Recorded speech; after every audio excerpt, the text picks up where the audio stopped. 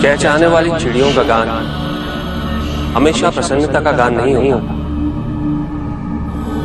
दुख, पीड़ा और मोह ये सब अलग नहीं, एक समान। तुम्हारा मोह ही तुम्हारा दुख और तुम्हारे मोह का त्याग तुम्हें पूर्ण रूप से सुखी कर सकता है।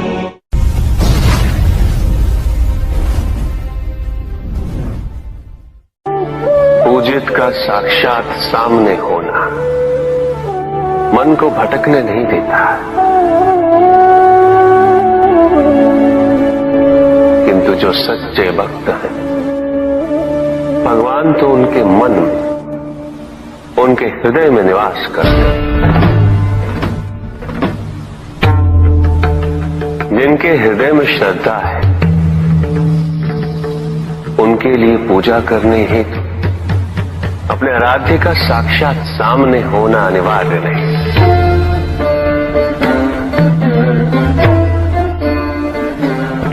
वो तो अपने मन के नेत्रों से प्रतिपल उनके दर्शन पा रहे हैं।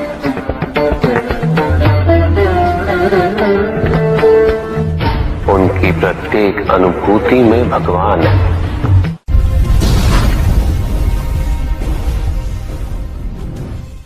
सत्य तो शाश्वत है, सत्य ही संसार में संतुष्टि और सुख का माध्यम। जो सत्य से विमुख हो वो सदैव दुखी रहता है। जिसने भ्रम का मार्ग अपना है वो आजीवन ढूंढता रहता है, किंतु विडंबना यही कि उसे ये ज्ञात ही नहीं कि वो ढूंढ क्या रहा है। सत्य तो यही कि तुम एक दैव्य अंश हो।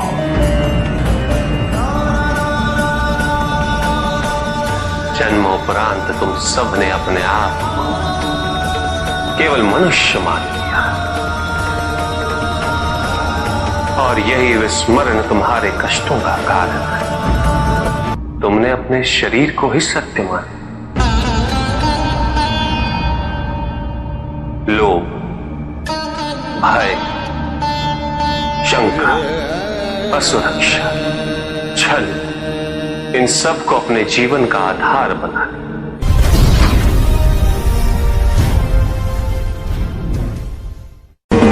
महाशिवरात्रि का व्रत विशेष फलों को प्रदान करने वाला है।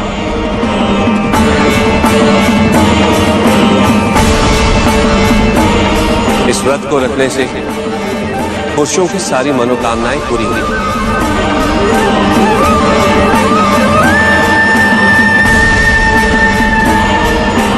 सुहागन स्त्रियों का सुहाग हमेशा बना रहेगा और कुंवारी लड़कियों को मनचाहा वर मिलेगा।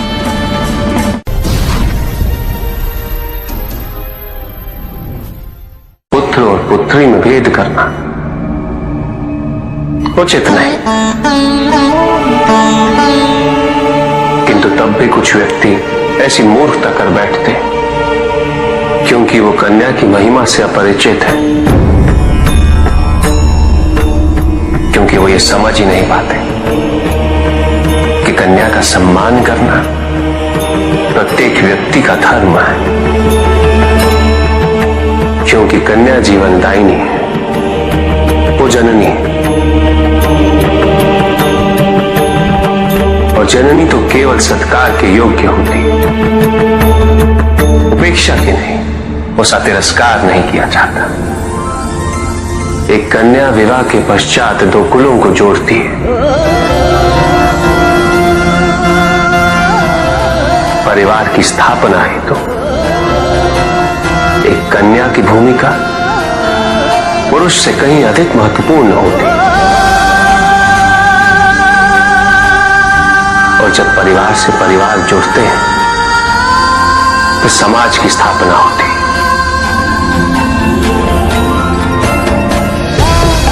पुत्री को परिवार में, समाज में वही स्थान मिलना चाहिए वही अधिकार प्राप्त होना चाहिए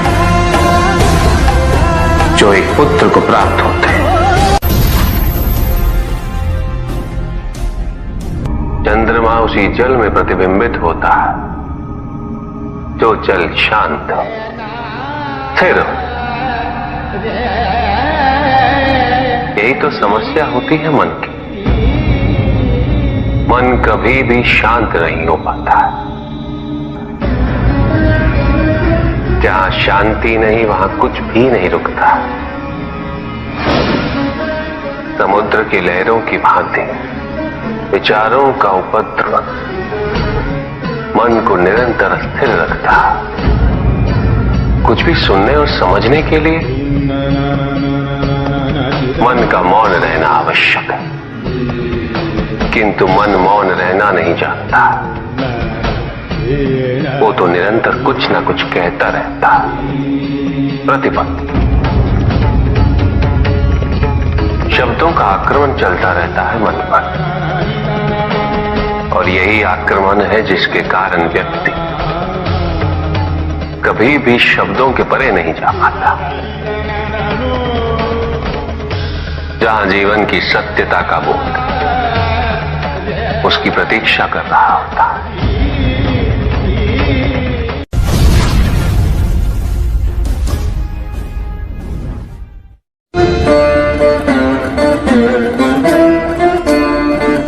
मैं वो हूं जो नहीं है,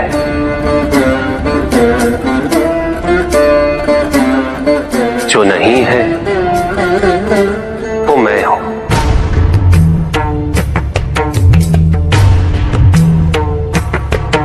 चिरकाल तक सभी को यह स्मरण रहे,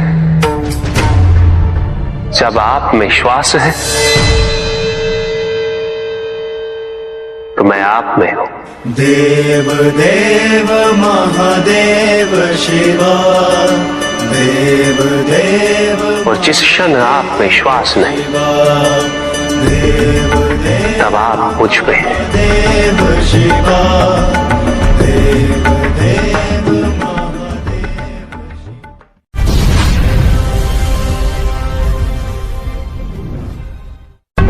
सत्य को जानने के लिए वन में जाना अनिवार्य नहीं है। अपने निजी, पारिवारिक और सामाजिक दायित्वों का परित्याग भी आवश्यक नहीं है।